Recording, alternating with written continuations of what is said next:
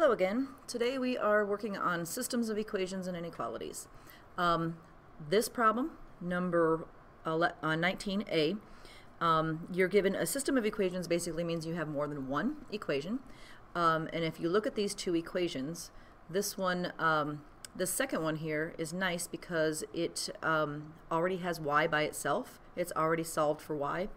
So what we can do, the easiest way to solve this system is to use substitution. So with substitution, if y equals x plus 4, then we can substitute x plus 4 into the other equation for y and rewrite that equation as negative 2 parentheses x plus 4, so that x plus 4 is taking the place of y, but you still have the plus x here and the equals negative 6.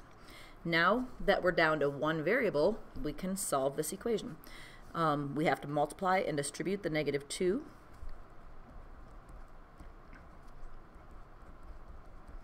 And then combine like terms that are on the same side.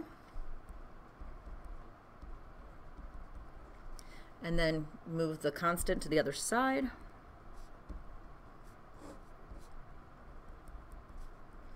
And then divide by negative 1, or just change the sign, and we would get x equals negative 2.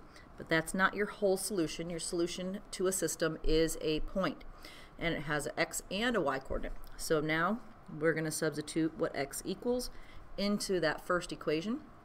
So y then is going to equal negative 2 plus 4.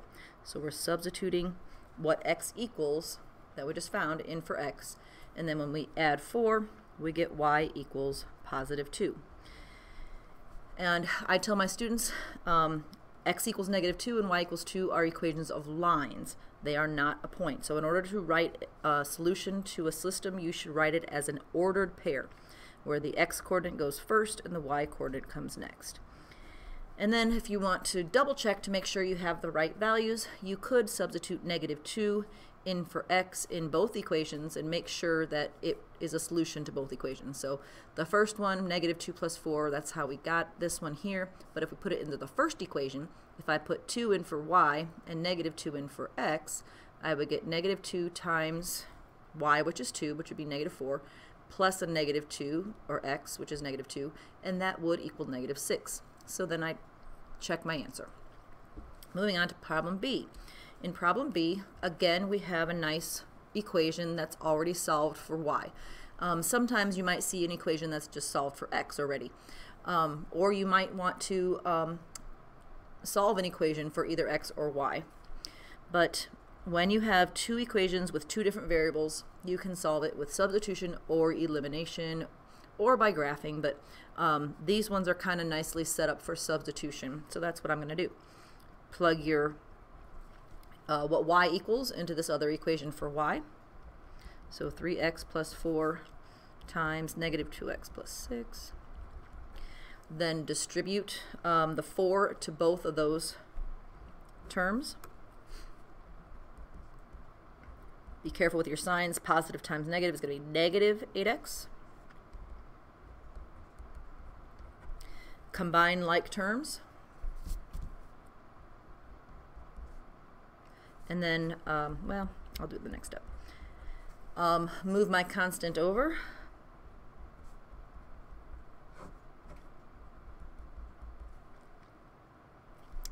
And we get 0. So sometimes kids see 0 and they think they did something wrong, but 0 is a number just like anything else.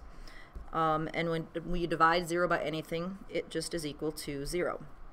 So the x coordinate becomes 0.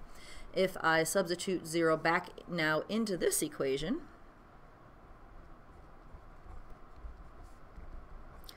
oops, I was thinking ahead,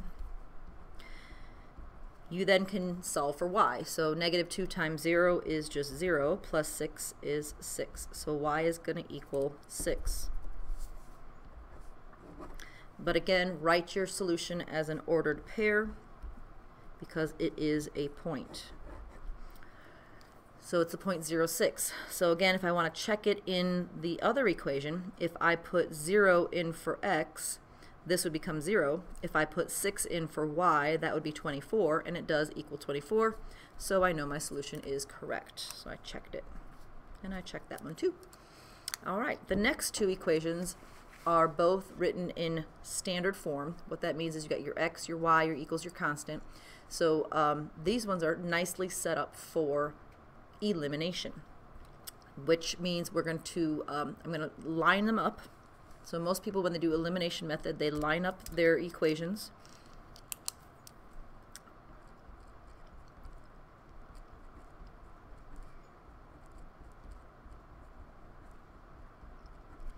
So like this, where you have your x's, your y's, your equals, and your constants all lined up together. And then you want to eliminate either the x values or the y values. Which, and the only way to do that is if you have a positive and negative coefficient that are basically will cancel out. So like here, if we had a -3 and a +3, that would cancel out. Well, over here I've got a -2. I would like for this to be a +2 to cancel with that -2. So it would be easier to eliminate the y's than the x's. In order to eliminate the x's, I would have to multiply this first equation by 5 and the second equation by 3. The signs are already different, so so you want different signs, your coefficients to have different signs but the same numbers, because whenever you have a negative number and a positive number and you combine them or add them, you get 0. So they basically eliminate each other. So if I were to cancel the x's, like I said, I'd have to multiply the first equation by 5 and the second equation by 3. But if I cancel the y's, I don't have to change this second equation. I can just multiply my first equation by 2. Since I've already got a -2 here, I just need to multiply this by a +2. But you can't just multiply that term. You have to multiply both sides of the equation. So you have to multiply these terms and the other side of the equation by 2. So to save room, I'm going to rewrite my new equation below this. 2 times -3 is going to be -6x. 2 times y will give me that +2y that I need. 2 times 4 will equal 8. And then I'm going to put a line underneath to show that I'm adding them now. So I've got a +5x and a -6x. When I add them together, I get a -1x. But the -2y and the +2y, when you add those, they cancel each other out. And then the -7 and the +8, when I add those together, I get a +1. So now I have a simple little equation to solve. I have to divide by -1 or change the sign. Either way, you get your x to equal -1. So we solved for x. Now we have to solve for y. To solve for y, you can choose either equation. But you have to substitute -1 into one of these two equations for x and then solve for y. So I'm going to use this second equation since I have a lot of nice room below it. So again, I'm going to substitute -1 for x. I get -5 minus 2y equals -7. And now I want to solve for y. So add 5 to both sides. And then divide by the coefficient, and I get a +1. So again, I'm going to write my answer as an ordered pair, -1, 1. And if you want to check it into the other equation, since I used this equation to solve for y, I'm going to plug it into the other equation to, and I'm going to work it out mentally, check it mentally. So the -1 plugged in for x times the -3 would be a +3. And then if I plug in 1 here, that would give me +1. So I would have that +3 plus 1, which does equal 4. So it does work in the other equation. Problem D. In problem D, we have, let me just figure out what color I'm going to use. Again, two equations that are set up nicely for elimination. They're both in standard form. So just like the last one, I'm going to line them up. I'm going to put the 3x minus 2y equals -4 first, and right below it, 7x minus 4y equals -6. So again, for this one, I think the y's are going to be easier to cancel out, but just in case there isn't something, when you're trying to figure out what to cancel out, a lot of times I tell my students or ask my students, well, is there anything you can multiply 3 by that would equal 7? No, not a whole number. I mean, you can, but it would be a fraction. Is there any whole number you can multiply 3 by to get 7? Or vice versa? Can you is there anything you can multiply the 7 by to get 3? No. But over here, if we ask that question, is there anything you can multiply 2 by that would equal 4? Yes, you can multiply by 2. So that shows me, okay, well then if I just multiply this first equation by 2, that's going to give me 4. However, would the signs be different? No. So to change this sign so that it will cancel with the negative, I need to multiply by another negative. So sometimes you have to multiply by a negative. Now, had I wanted to eliminate the x's, I would have to multiply the first equation by 7 so that I would get 21, and then the second equation by 3 to get a 21. But one of them would have to be multiplied by a negative so that we could, so that again, one of them could be eliminated. So I'm going to go ahead and cancel the x's just to kind of give a variety here. I know it's not the easier route, but just to give you a good example here of sometimes, because sometimes you have to multiply both equations or manipulate both equations in order to cancel one of the variables out or eliminate them. So like I said, I would multiply the first equation by 7, the second equation by 3, but that would both give me positives. So I have to multiply one of these by a negative so that the signs can be different. So that second one I'm going to multiply by a negative, and then I'm going to rewrite my new equations. Don't forget you have to distribute and multiply all the terms on both sides of the equation by 7 and all the terms here by -3. So rewriting that now, my new equations are 21x minus 14y equals -28. And then my second equation would be -21x plus 12y equals a positive 18. So make sure you double check your calculations and your signs that they are all correct. The next step now, if I add my two equations, now the positive 21 and the -21, when I add those together, will cancel out.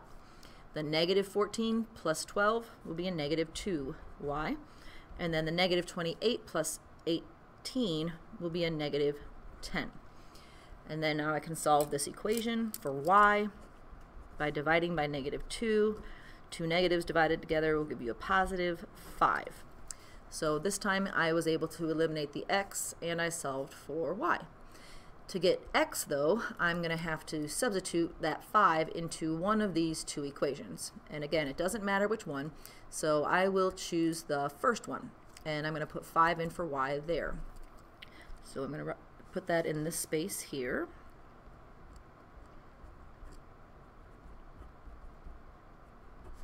So I plug that 5 in for y there. And then multiply these numbers together, write your new equation, and then move my constant over by adding 10. And then -4 plus 10 gives me 6, divide by 3, and x equals 2. Again, write it as an ordered pair. Alright, so since I plugged the 5 or substituted the 5 into the first equation, I'm going to substitute both the x and y into the second equation just to make sure that I have my answer correct. So double check my answer. So put 2 in for x. So 2 in for x times 7 would be 14. 5 in for y would be 20, but it's a negative, so think 14 minus 20. Does that equal -6? Yes, it does. So we solved it correctly. Alright, the next one is a word problem that you will get. A lot of word problems on the ISTEP. Julie has some $1 bills and some $5 bills. She has a total of 14 bills. The value of the bills is $30. Write a system of equations that can be used to determine the number of each type of bill that Julie has. And then they want to know how many of each bill does Julie have. So again, this would probably be a two-part problem. One box or text box might have you writing the system of equations, and the second one would have you describing your solution. This is a very typical system of equations story problem where you have a total of something and a value of something. So if there's 14, well, so let me start with defining the variables. All right, so the number of each type of bill is what we're trying to find. So if I say x, if I define x as the number of $1 bills, and I define y as the number of $5 bills. Oh, this is not an erasable one.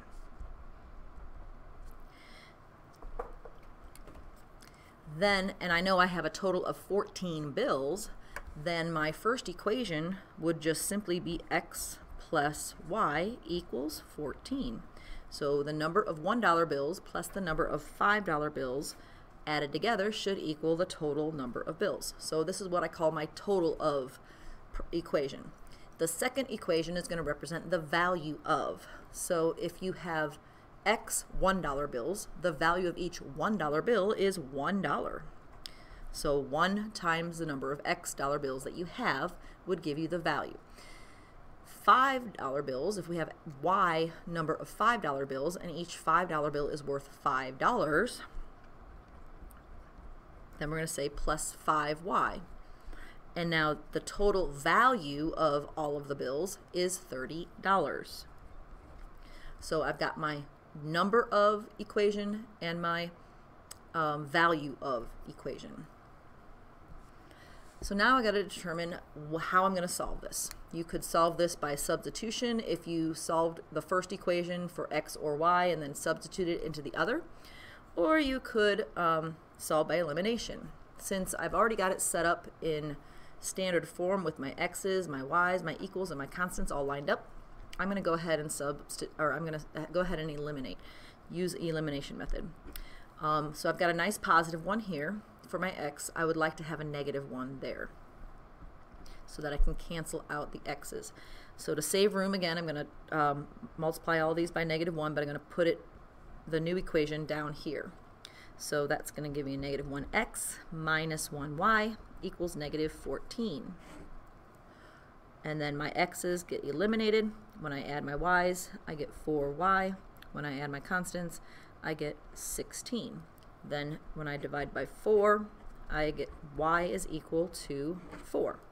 And what does y represent again? The number of $5 bills.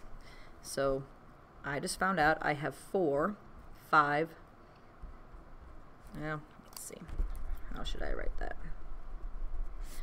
Guess I'll write it out in words. 4 $5 bills.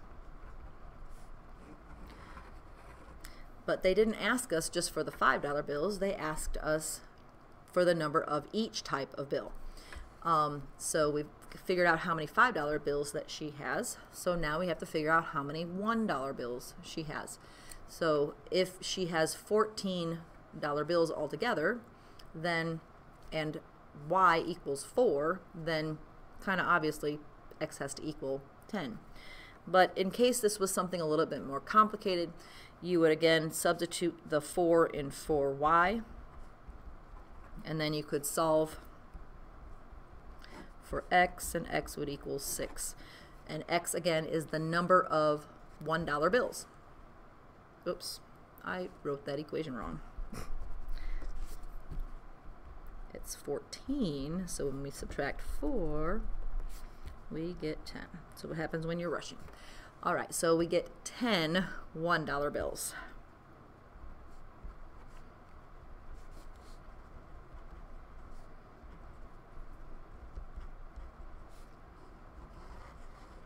So since they had asked you to do two different things, write a system of equations. In the first text box where you were writing your equations, you would put in these two equations. So this is your system of equations. X plus y equals 14 and 1x plus 5y equals 30. Then you would solve it, and your answer would probably go in the other box. 4 $5 bills and 10 $1 bills. Okay.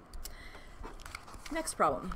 A group of 2 adults and 4 children pay $95 for admission to the water park. A different group of 3 adults and 7 children pay $155 for admission to the same park. So again, we're writing a system of equations that can be used to determine the admission price to the park for an adult and a child. All right, so again, we're writing the system. So this is not the same type of problem this one was, where we have the total number of and then the value of. This is basically 2 different groups. So we've got 2 adults, 4 children, and the total amount that it costs for them. And then we've got the 3 adults and the 7 children, and that equals the 155. So something like this. Again, define your variables. So this time I'm going to let x equal the number of adult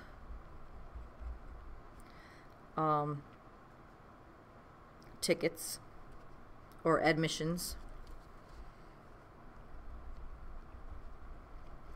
and y would equal then the number of children admissions. So I've defined my variables. So if I have, oh no, that's not right, because we already know the number of.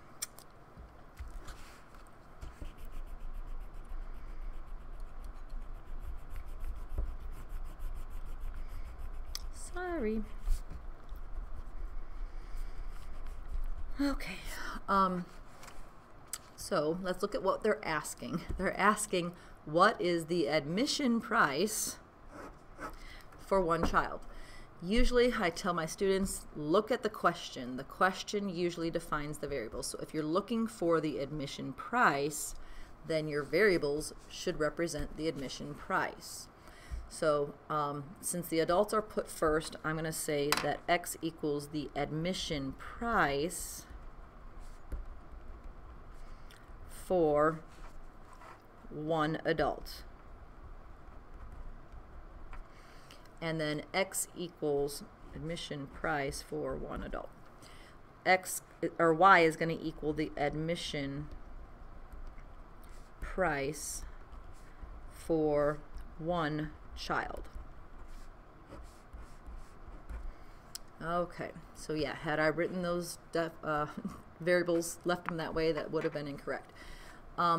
So now going back here, if 2 adults are attending, then 2 times the admission price would be represented with 2x. And so plus 4 children are attending, and y represents the admission cost for children, so add 4y. And it says they pay $95 total, so that's going to equal 95. My second group has 3 adults and 7 children, so 3 times the admission price for the adults and 7 times the admission price for the child, so 3x plus 7y is going to equal $155 total.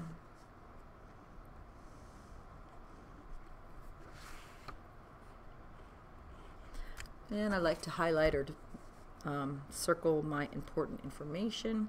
So my second equation, like I said, was 3x plus 7y equals 155. Okay, so like I was saying earlier, if I am going to use elimination method, which this one again is set up nicely for elimination, I need to find, I would ask myself, is there anything that you can multiply 2 by that would equal 3, or 3 by that would equal 2, a whole number? No. Is there any whole number that you can multiply 4 by to get 7, or 7 by to get 4? No. So in this case, you want to find, well, what's the least common multiple between either the 2 and 3 or the 7 and the 4? Since 2 and 3 are smaller, that's going to probably be easier to figure out. The least common multiple between 2 and 3 would be 6. So I want to get 6 here. Well, what's going to give me 6? Multiplying by 3. And then if I manipulate that second equation, I want to get 6 here, I'm going to multiply by 2. But both of them would be the same sign, which I don't want them to be the same sign. I want them to be opposite so that they cancel out. So I'm going to make the second one negative. So the first equation, again, you're going to multiply all the terms. 6x plus 12y equals, and then this would probably be a calculator problem because your numbers are a little bit big, 285. And then negative 6x minus 14y would equal a negative 310. That one I can do in my head. All right, so now when you look at these two equations and you combine them, the x's will cancel out. And then the 12y minus the 14y will equal a negative 2y. So if you get a negative here, don't worry, this is going to be another negative because the admission price is going to have to be positive. That would make logical sense. So your 285 minus the 310, or 285 plus a negative 310, is negative 25. So some of you are thinking, oh, it's not a whole number answer, that's going to be wrong. Well, nope. Sometimes things are not going to be nice, pretty whole numbers. But the two negatives divided give you a positive. 25 divided by 2 will give you 1250, or 12.5. So what does that tell us? Well, what does y represent? The admission price for one child, which is exactly what we are trying to find. Sometimes you are asked for both items, like in this last problem, but sometimes you're just asked for one. Now, it just so happens that I kind of got lucky. I forgot to think about it, but if you are trying to find the admission price for children, and y represents the children, then you do want to eliminate the x, because the x we don't want the answer for. We don't care about the admission price necessarily for one adult. We just want to know the admission price for one child. So you can save time by eliminating the x so that you can solve for y, which is what they are asking for anyway. So the admission price for one child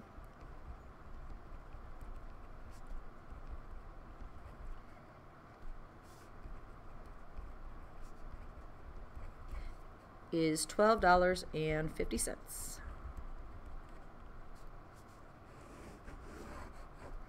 And there you have it. All right, moving on to the next page. More story problems. A fundraiser dinner was held on 2 consecutive nights. On one night, 100 tickets were adult tickets and 175 children tickets were sold.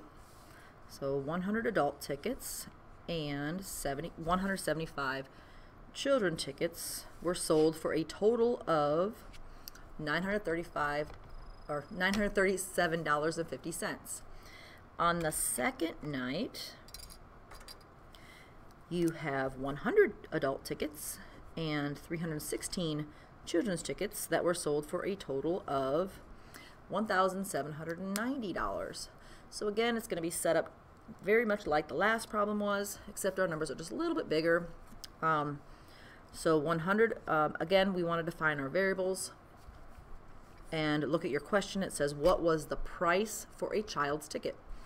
So we want our variables to represent the price of a ticket again. So if I say x equals the price of an adult ticket, and y equals the price of a child's ticket, children's ticket,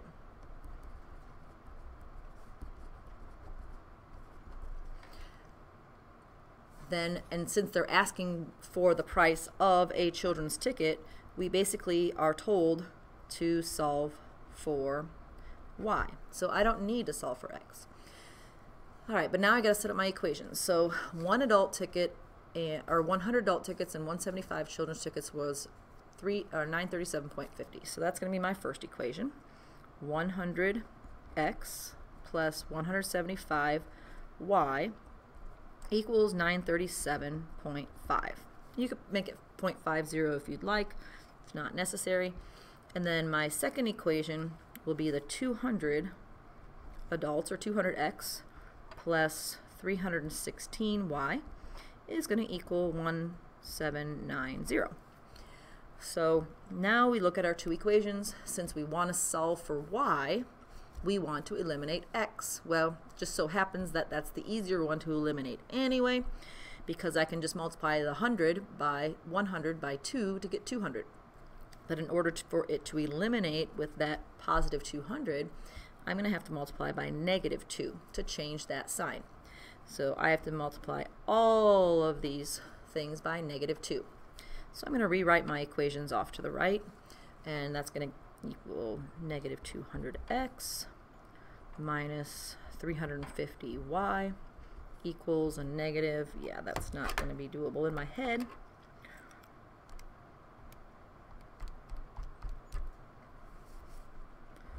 $18.75.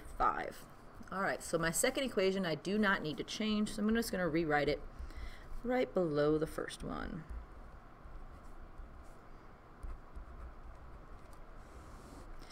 So the x's, I've got a negative 200x and a positive 200x that nicely cancel each other out. So then I'm going to add the negative 350 and the positive 316. Since the negative number is bigger, it's going to be negative 34y. And again, I've got different signs, so or you could just plug it in the calculator, negative 1875 plus, so it's a positive, plus 1790. But you have to make sure that you plug in a negative in front of, make sure that 1875 is negative, which gives me negative 85. And then when I divide now by the negative 34, this is not coming out to be a nice pretty number. Let's see, what do we get? Negative 2.5. So that's not bad. Or not negative, I'm sorry, positive, because the two negatives will make a positive. So if this is the cost, so what does y represent again? Y represents the price of a children's ticket. So 2.5 means that the children's ticket would cost $2.50. There you have it. So if you had to find the value for the adult tickets, you could just plug in that $2.50 for y into one of your two equations, and then you'd have to solve for x. But they are only asking for the price of a children's ticket, so $2.50 is all we need. All right, moving on now. Zach has a basic cell phone plan that does not include texting. He is going to add a multimedia texting package to his cell phone plan. He has two choices of multimedia texting packages, A or B. So package A charges 25 cents per multimedia text. Okay, so this is package A. So A is 25 cents per multimedia text with no monthly fee.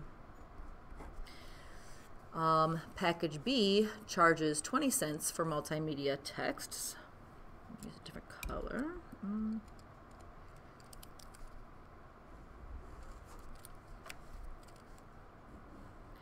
But it has a $15 monthly fee for the multimedia texting package. So part A, we're going to write an equation that represents the total cost for each multimedia packaging texting package if any amount of multimedia texts are sent. Be sure to define your variables you are using in your equation. Okay, so our variables. So definitely we've got our rate of change here, 25 cents per multimedia text. So we want to use a variable to represent the number of multimedia texts that are made in the month. So since it's text, let's say X equals the number of multimedia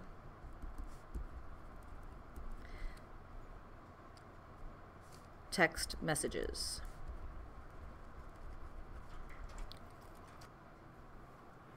All right, so continuing now, we've got our X equals the number of multimedia text messages.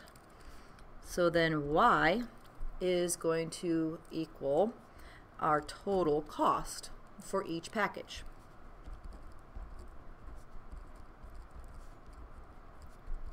or y is the total cost of the package for the package. And I believe they only want it to be for 1 month. So even though we have a monthly fee, you're not going to continue to multiply that $15 over and over again. This is just for 1 month. All right, so for package A, we're charged 25 cents per text, but there's no monthly fee. So for package A, I would say Y, the total cost, equals 0.25 times X, which is the number of multimedia texts. And then for package B, I would say Y, which is the total cost, equals the 20 cents. So we've got 20 cents per multimedia text. So 0.20 X times the number of text messages. But there's a $15 monthly fee, so plus 15. So those are my two equations for my two packages. Now they want us to, they're asking a question, how many multimedia texts will Zach have to send each month for the two multimedia texting packages to be the same? So again, the same, think equals, the same cost, so equal each other. So use words, numbers, and or symbols to justify your answers. So we're going to probably just use numbers. Again, this would be a nice substitution problem. You take this, what y equals here, and you plug it in there, or you basically set them equal to each other, is another way of describing it. So the 0.25x will equal the 0.20x, and that 0 here at the end is not necessary, but I'll throw it in there anyway because it's 20 cents. So I've got an x on this side, an x term on that side. Want to move this one over, so eliminate by subtracting. And then that will give me 5 cents equals 15. And then if you divide 15 by 0.05,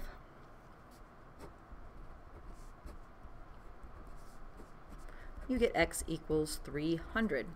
So since x does represent the number of multimedia text messages, 300 is the answer that they're looking for.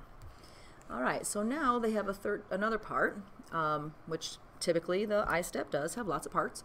Zach plans to send 250 multimedia texts each month. So which multimedia texting package would be less expensive for Zach to add to his cell phone plan? So we could put 250, substitute 250 in for x either equation. Let's just plug them into the two equations. So put your 250 in for x. So y equals 0.25 times the 250. And that would equal $62.50. So that's plan A.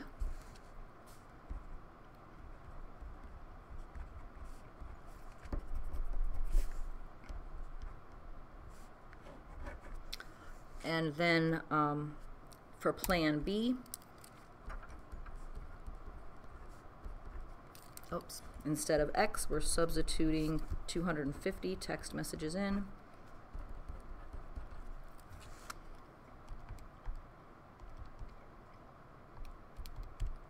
And I get 65.